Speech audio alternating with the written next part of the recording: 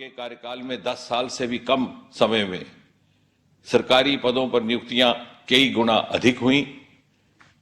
SC, ST और OBC की backlog vacancy जो कई सालों से खाली पड़ी थी, उनकी पूर्ति भी कई गुना अधिक हुई और बरसों से रुकी हुई प्रमोशंस की भी स्ट्रीमलाइनिंग की गई।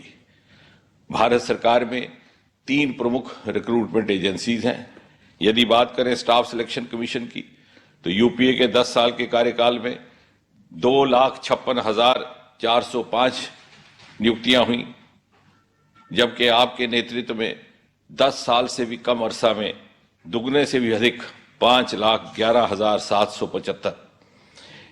यदि बात करें रेलवे रिक्रूटमेंट बोर्ड की, तो यूपीए के कार्यकाल में 4,11,624 नियुक्तियां की गई, जबकि आपकी सरकार के द्वारा 4,92,605।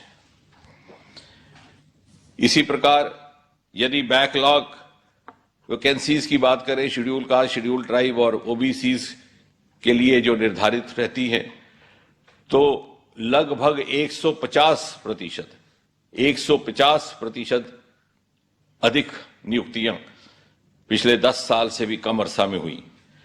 यूपीए के कार्यकाल में 1,08,034 और एनडीए सरकार के द्वारा आपके नेतृत्व में 2,93,475। इसी प्रकार यदि प्रमोशंस की बात करें, तो हमने वो मंजर भी देखा है, बहुत से सज्जन जिस पद पर नियुक्त होते 20, 25, 30 बरस अपनी सेवा देने के बाद वहीं से सेवानिवृत्त रिटायर हो जाते। उनके दफ्तर के कुलीग उनको फेयरवेल देते, मगर उनके दिल में दर्द रहता। हमने आपके नेतृत्व में उस विडंबना को भी दूर किया। मास प्रमोशंस 4,000, 2,000, 9,000 का सिलसिला प्रारंभ किया और उस स्टैग्नेशन को समाप्त करने का प्रयास हुआ। यदि महिलाओं की बात करें, तो यूपीए के कार्यकाल में जितनी भी नियुक्तियां हुई, उसमें महिलाओं की हिस्सेदारी मात्र 7 या 8% तक रहती है। आपके नेतृत्व में यह भागीदारी दुगनी से भी अधिक, औसतन लगभग 18% और कई रोजगार मेलों में तो महिलाओं की भागीदारी 20%, 22% भी रही। इतना ही नहीं, प्रधानमंत्री जी, आपने देशवासियों को ये जागरूकता भी पैदा की कि रोजगार का अर्थ केवल सरकारी नौकरी नहीं। आपने लाल किले से आह्वान किया startup India, stand up India, और देश में स्टार्टअप्स की संख्या 350-400 से बढ़कर 1.25 लाख, 1.5 लाख तक पहुंच गई और हम स्टार्टअप की दुनिया में तीसरे दर्जे पर आन खड़े हुए। आपने अंतरिक्ष के दरवाजे खोल दिए और स्पेस स्टार्टअप्स की संख्या सिंगल डिजिट से बढ़ करके लगभग 200 तक पहुंच गई। आपने बायो मैन्युफैक्चरिंग स्कीम की बात की, तो बायो स्टार्टअप्स की संख्या 50 से बढ़कर के 6,000 तक पहुंच गई। आपने खादी उद्योग को बढ़ावा दिया और उसका टर्नओवर लगभग 4 गुना बढ़ गया। आपने बेरोजगारों के लिए अपनी जीविका स्वयं कमाने हेतु मुद्रा जैसी योजनाएं लाई और उसकी लाभार्थी भी 60 से 70% महिलाएं रहीं। आपने इंफ्रास्ट्रक्चर प्रोजेक्ट्स को गति शक्ति प्रदान की और हजारों की संख्या में लोगों को रोजगार मिला। उदाहरण के तौर पर यूपीए के कार्यकाल में पीएमजीएसवाई सड़कों का निर्माण केवल 3,80,000 किलोमीटर हुआ था। आपके कार्यकाल में दुगने से भी अधिक, लगभग 8 लाख किलोमीटर। उदाहरण के तौर पर मेट्रो रेल पटरियों के निर्माण की गति यूपीए के कार्यकाल में मात्र 600 मीटर प्रति मास, आपके नेतृत्व में कई गुना बढ़कर के 6 किलोमीटर प्रति मास।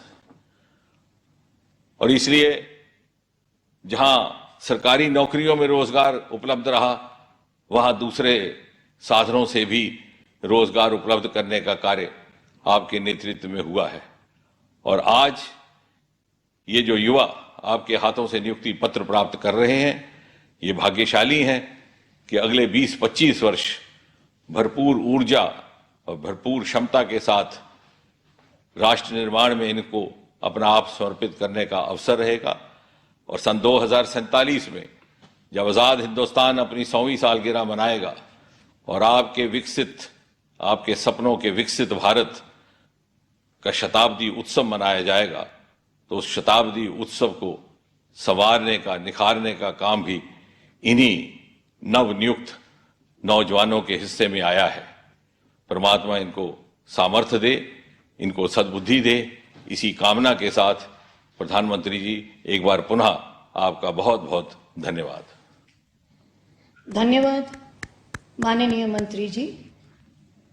विकसित भारत में सरकारी सेवाओं को और अधिक नागरिक उन्मुख बनाने के लक्ष्य से मिशन कर्मयोगी क्रियान्वित किया जा रहा है।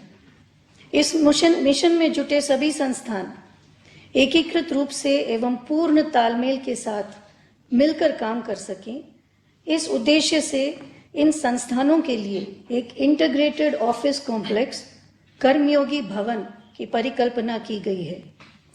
मिशन कर्मयोगी के विजन को प्राप्त करने में यह इंटीग्रेटेड कॉम्प्लेक्स महत्वपूर्ण भूमिका निभाएगा। इस अपेक्षा के साथ मैं माननीय प्रधानमंत्री जी से विनम्र निवेदन करती हूं कि इस कर्मयोगी भवन की आधारशिला रिमोट का बटन दबाकर रखें।